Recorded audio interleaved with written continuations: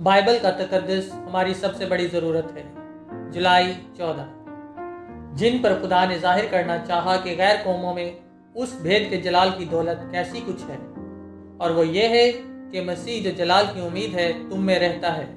کلسیوں پہلا باب اس کی 27 آیت۔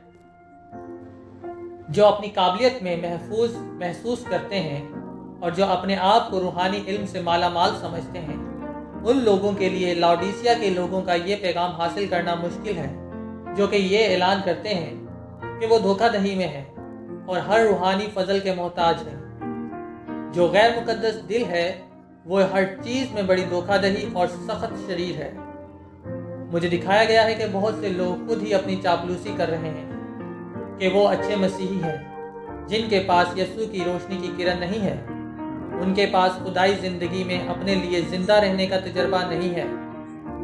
انہیں خدا کے سامنے کفارہ کر کے گہرے اور بھرپور کام کی ضرورت ہے۔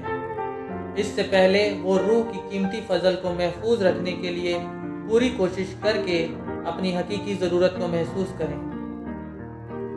خدا قدم با قدم اپنے لوگوں کی رہنمائی کرتا ہے۔ مسیحی زندگی ایک مستقل جنگ اور مارچ ہے۔ اس جنگ میں کوئی آرام نہیں ہے۔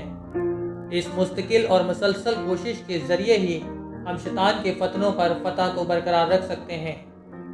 بحیثیت قوم ہم سچ کی صفائی اور طاقت سے جیت حاصل کر سکتے ہیں۔ سادہ مقدس صحیفوں کی گواہی کی بھرمار سے ہم اپنے عہدوں پر پوری طرح قائم تو ہیں، لیکن ہمیں بائبل کی عاجزی، صبر، ایمان، محبت، خود انکاری اور قربانی کے جذبے کی بہت ضرورت ہے۔ ہمیں بائبل کے تقدس کو فروغ دینے کی ضرورت ہے۔ خدا کے لوگوں میں گناہ غالب ہے۔ لاؤڈیسیا کے لوگوں کو ملامت کا سادہ پیغام موصول نہیں ہوا۔ بہت سے لوگ اپنے شکوک و شبہات اور ان کے گناہوں سے جکڑے رہتے ہیں، جبکہ وہ اس قدر فریب میں ہیں اور محسوس کرتے ہیں اور وہ کہتے ہیں کہ وہ کسی چیز کے محتاج نہیں۔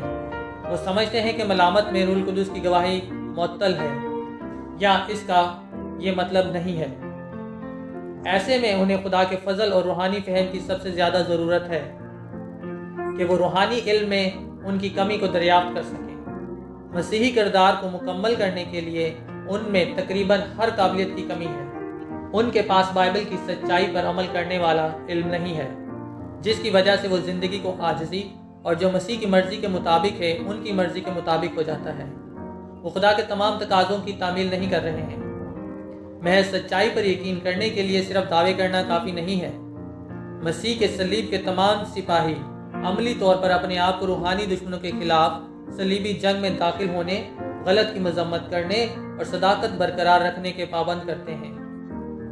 لیکن سچی گواہی کا پیغام اس قدر حقیقت کو ظاہر کرتا ہے کہ ہمارے لوگوں پر ایک خوفناک دھوکہ ہے، جس کی وجہ سے ان کے پاس وارننگ کے ساتھ آنا، ان کی روحانی نیند کو اڑانا اور فضل کن اقدامات کے لیے انہیں بیدار کرنا ضروری ہے۔ آمین۔